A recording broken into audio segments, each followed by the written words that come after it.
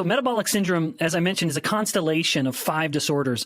And over the years, there have been a few kind of rolling definitions of it, but the consensus is settled on these 5. One is elevated blood pressure, so hypertension. Second, elevated glucose levels. Third, elevated waist circumference, so central obesity or adiposity. And then the fourth and fifth are kind of related, which is just sort of bad blood lipids. And specifically, they break them up into 2, elevated triglycerides and low HDL. When we look at it as insulin resistance syndrome, now we understand the origins of these problems. If someone is insulin resistant, they will have elevated triglycerides. They will have lower HDL. If they're insulin resistant, they will have higher glucose and higher blood pressure.